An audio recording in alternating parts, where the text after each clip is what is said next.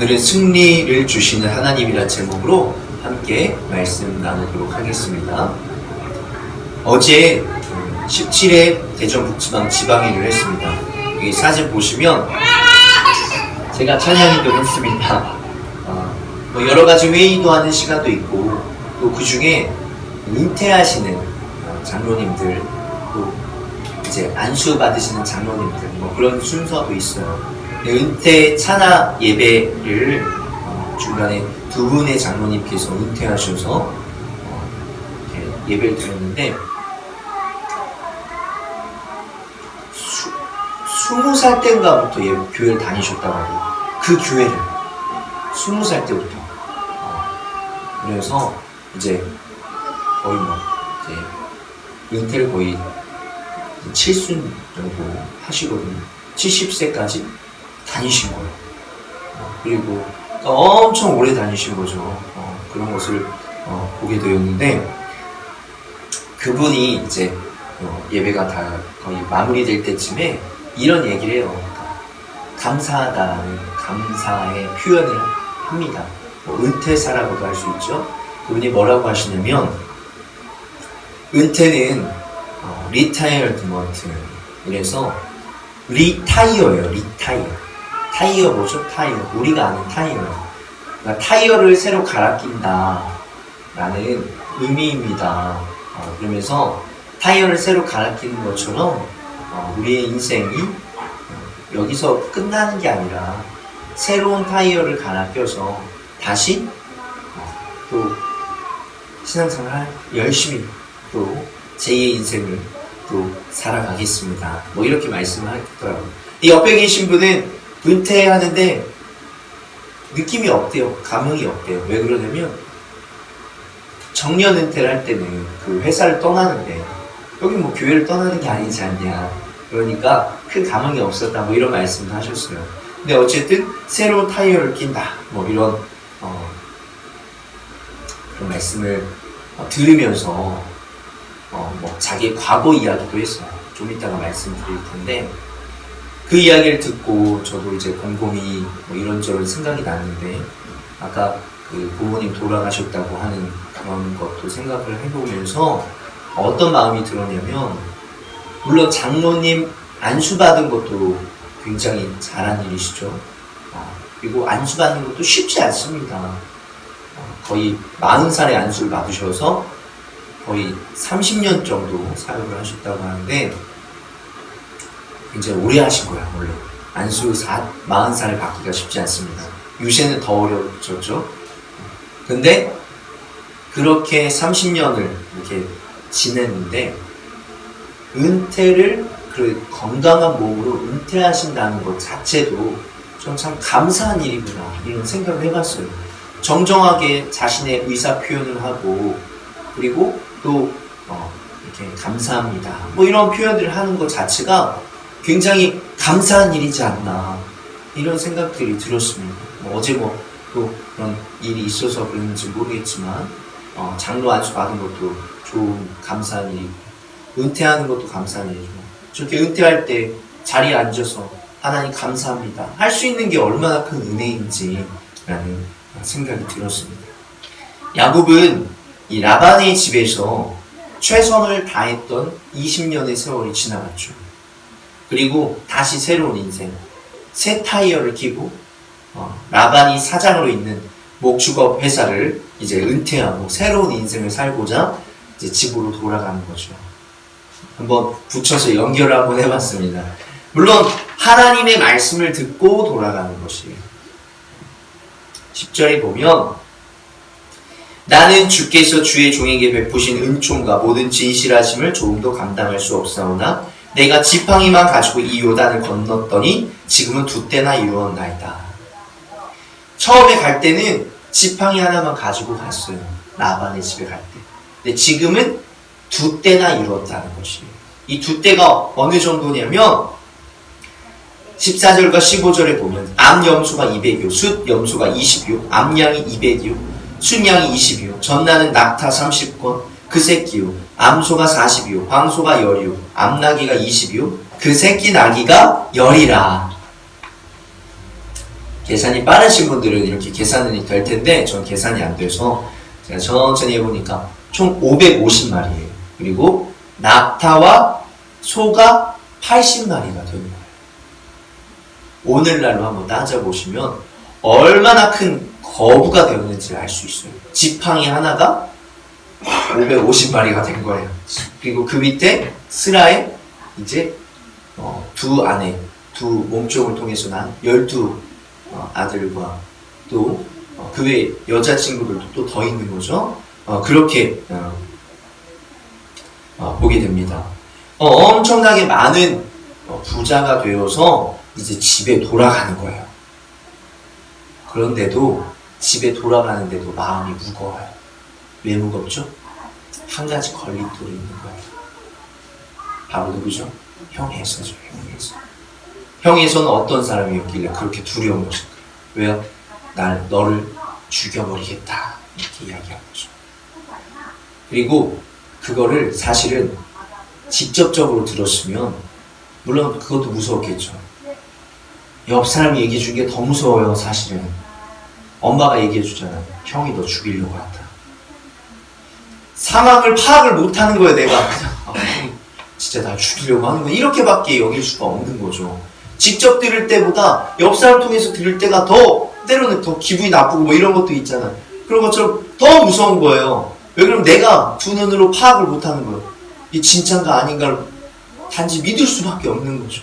그런 상황들이 되는 것이에요. 그래서 야곱은 3절부터 5절까지 보면 야곱이 세일 땅에 에돔들에 있는 형 에서에게로 자기들보다 앞서 사자들을 보내며 자기 종들을 보낸다는 거야. 그들에게 명령하여 이르되 너희는 내 주 에서에게 가서 이같이 말하라. 주의 종 야곱이 이같이 말하기를 내가 라반과 함께 거류하며 지금까지 머물러 있었사오며 사자 종을 보내요. 종을 보내서 주 에서에게 여기 주라는 단어를 쓰죠. 형인데도 주인님 이런 단어를 쓰는 거예요. 그리고 자기는 뭐라고요? 종. 이만큼 높이는 거예요. 왜요? 그 얘기 때문에 그렇죠. 제발 마음이 풀어지라고. 그렇게 해서 제가 지금까지 라반의 집에 있었는데 이제 가길 원합니다. 이렇게 이야기를 합니다. 그리고 5절에 보면 제가 5절을 넣진 않아요. 5절에 보면 내게 소와 양과 양떼와 나귀가 있고 또 노비가 있습니다. 그러니까 내가 이만큼 부자가 되었어요.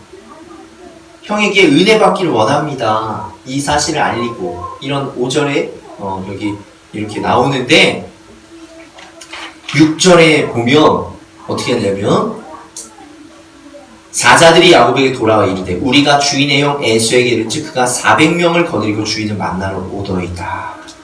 야곱이 심히 두렵고 답답하여 자기와 함께한 동행자와 양과 소와 낙타를 두 떼로 나누고 이르되 에서가 와서 한 떼를 치면 남은 한 떼를 피하리라. 야곱은 두렵고 답답했어요.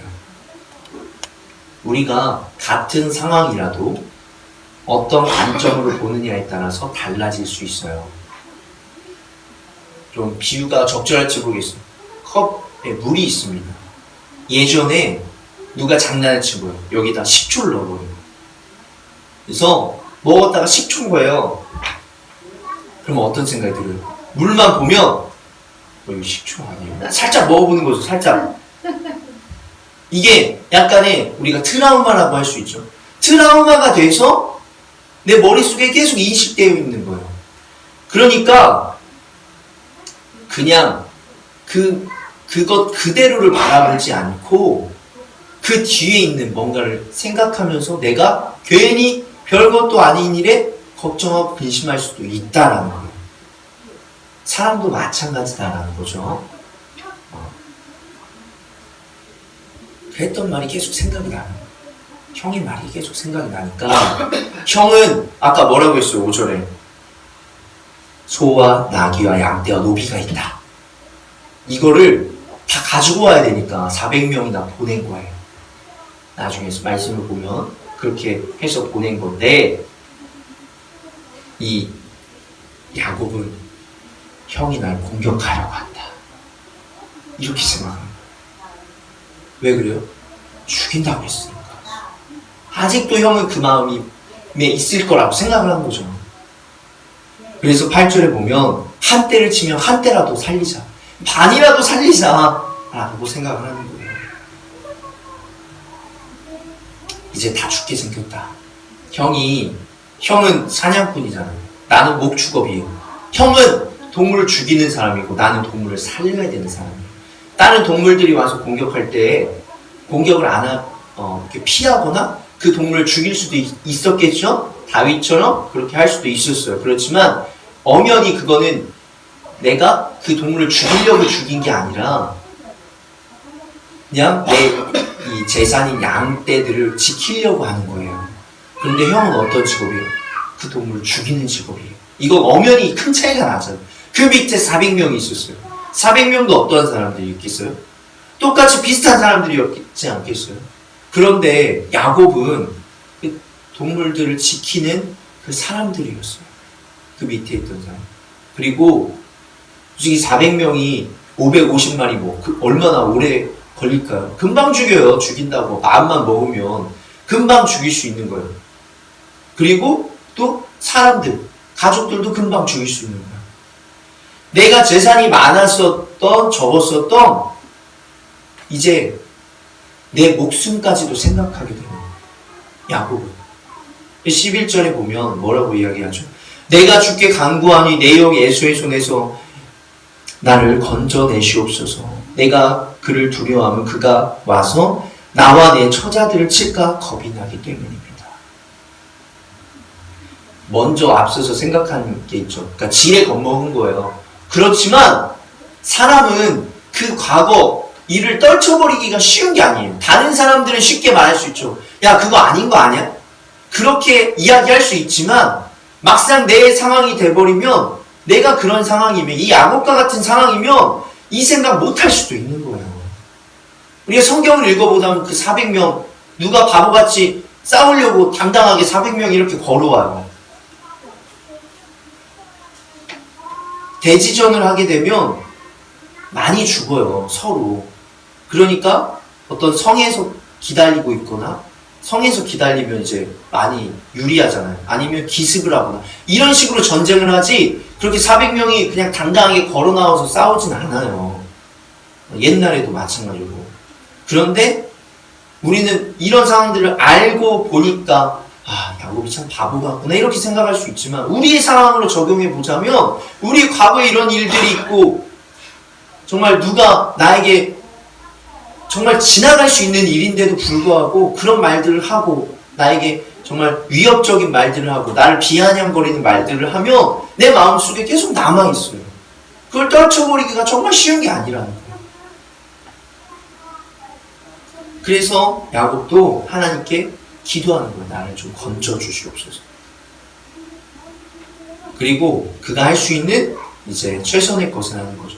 머리를 쓰는 거예요. 그가 잔머리가 굉장히 많이 돌아갔잖아요. 그래서 16절, 17절, 18절, 19절, 20절에 보면 이제 자신의 재물을 3개로 나눠요. 이 가축들을 3떼로 나눠서 이야기를 합니다. 한 떼 보낼 때마다 이 지금 누구 거냐, 어디로 가냐면 에서에게로 가는 예물입니다. 선물입니다. 그리고 이건 야곱의 떼입니다.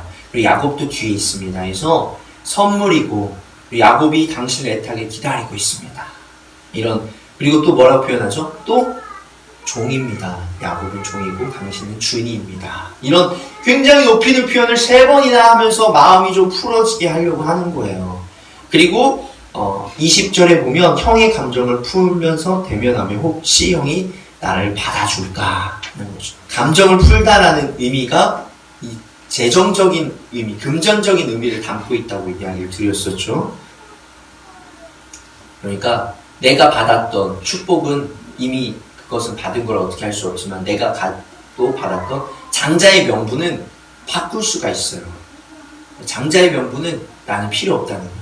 물론 재물이 많아질 수도 있겠지만 아버지의 그 재물 3분의 1만으로도 충분하다는 거예요. 물론 그가 욕심을 내었었지만 이제는 괜찮다는 거죠. 그러니까 이 재물로도 중요하지 않은 거예요. 왜 그래요? 내 목숨이 달려있잖아요. 그러면서 21절, 22절, 23절에 보면 예물도 보내고 또 가족들을 다 보내요. 그래서 23절에 보면 이제 시내를 건너 그의 모든 소유를 다 24절이 굉장히 중요한 말씀인데 결국 야곱은 홀로 남아요. 홀로. 결국 이 말씀을 보면서 사람은 결국 혼자구나. 돈이 아무리 많고 적고 가족이 많고 적고 내가 이루어놓은 업적이 많고 적고 하더라도 죽음 앞에서는 결국 혼자인 거예요. 우리가 빈손으로 왔다 빈손으로 간다라는 표현도 있는데 정말 혼자가 될 수밖에 없는 이 언제 하나님 만나죠? 정말 혼자 아까 지팡이만 가지고 갔을 때 베델의 하나님을 만나죠. 근데 오늘 또 분이엘의 하나님이라고 하는데 또 혼자밖에 없을 때 하나님 만난다는 무슨 의미냐? 우리가 결국 외롭고 고독하고 정말 내 주변에 아무리 많은 것들이 있어도 죽음 앞에서는 나 혼자라는 거죠. 내 이 육신의 고통이 왔을 때 정말 내가 죽을 것 같은 이 상황에 놓여 있을 때에는 철저히 나 혼자라는 거예요. 그런데 우리가 이곳에서 이 말씀에서 희망을 찾을 수 있고 소망을 찾을 수 있는 건 그때 하나님을 만날 수 있다는 거죠.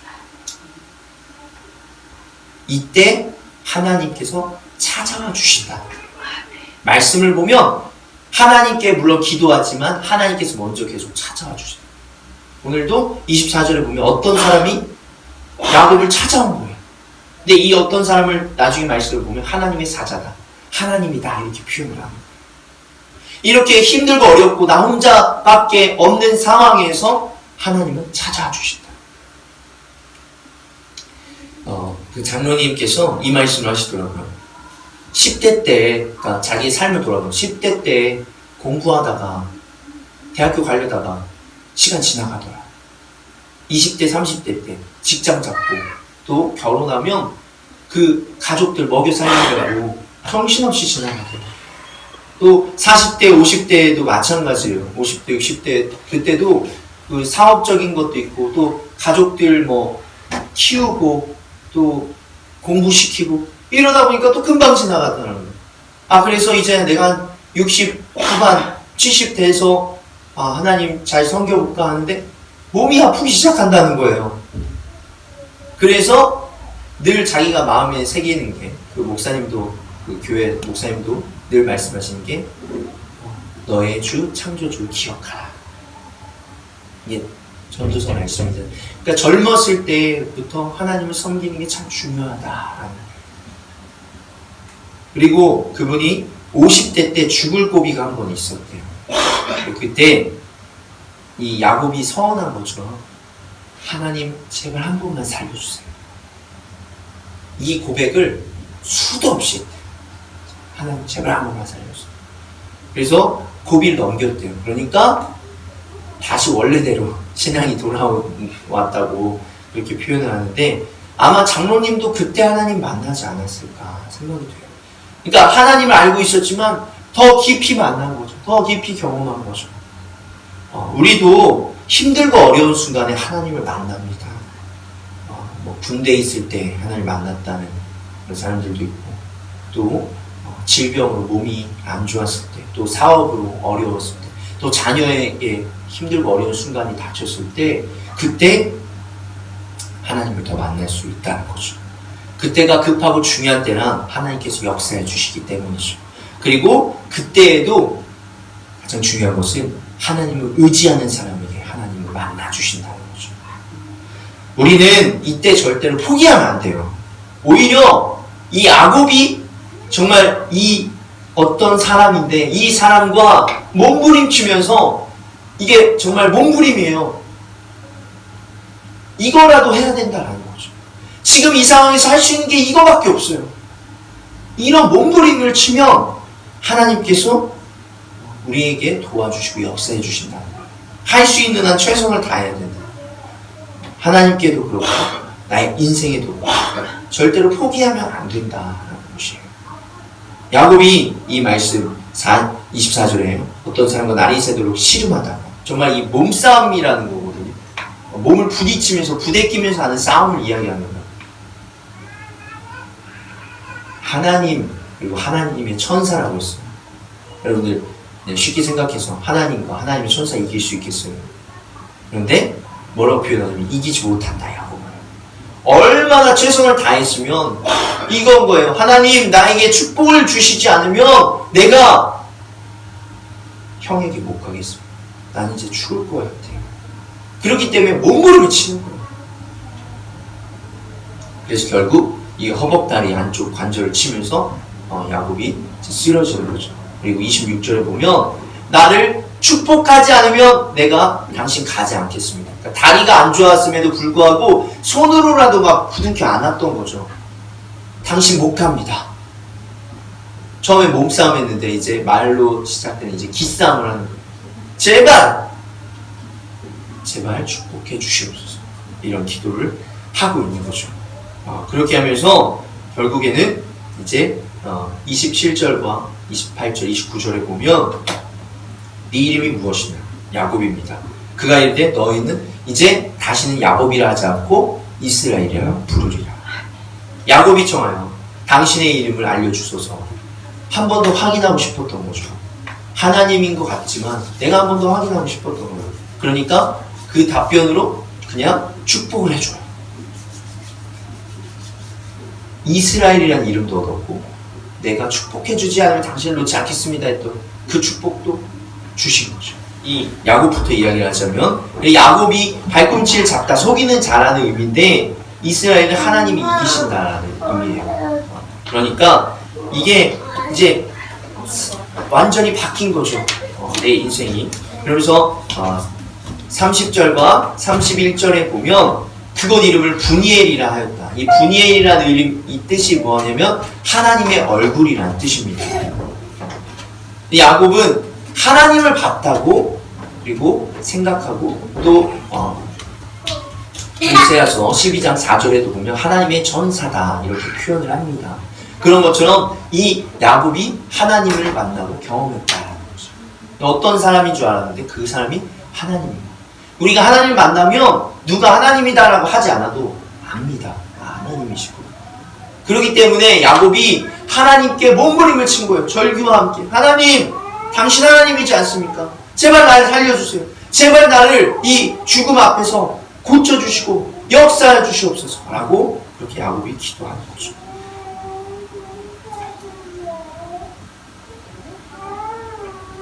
다크 함마르셀드라는 스웨덴 출신의 UN 제2대 사무총장이 이런 말을 했습니다. 외로움을 통해 기꺼이 목숨도 바칠 수 있을 만큼 위대한 삶의 목적을 찾게 해달라고 기도하십시오. 외로울 때 기도하라는 거예요. 위대한 삶의 목적을 찾을 수 있도록. 여러분의 인생이 왜인지, 나에게 왜 이런 고통이 찾아왔고 외로움이 찾아왔고 힘든 순간 찾아왔는지 기도하라는 거죠. 우리가 오늘 말씀을 나누려고 합니다. 이제 마무리하려고 합니다. 첫 번째로 오늘 말씀을 보면서 우리는 첫 번째로 하나님을 만나고 의지해야 합니다. 그리고 이 상황을 타개해 보려고 하나님 앞에 몸부림치고 여러분의 삶에 대해서도 몸부림을 쳐야 된다는 거죠. 그냥 가만히 있으면 아무것도 안 돼요. 아까 일어나 걸으라. 내가 새 힘을 주리라. 일어나 걸으라. 내가 너와 함께하리라. 이 찬양했지 않습니까? 신앙인들이 간혹 어떤 분들이 있냐면 감나무 아래서 감이 떨어지길 기다리는 분들이 있어요. 하나님은 그런 하나님이 아니에요. 야곱과 같이 하나님 제발 어떻게 해달라고 노력하고 몸부림을 쳐야 되는 거예요. 내 삶에서도 몸부림을 쳐야 되는 거예요. 그래야 하나님께서 역사해 주신다는 거죠. 그리고 마지막으로 하나님께서 승리를 주신다는 거예요. 하나님께서 어떤 승리를 주신다는 거예요? 하나님을 이겨서 이스라엘이라는 이름을 주신다는 거, 그것은 단편적인 것이고 그 뒤에는 어떤 의미가 있냐면 우리 안에 있는 야곱에게 있었던 것이 뭐예요? 오해잖아요. 오해. 형에 대한 패배의식이에요. 두려움과 근심, 걱정이 있었던 거예요. 우리가 하지 않아도 될 걱정과 근심들도 참 많이 있죠.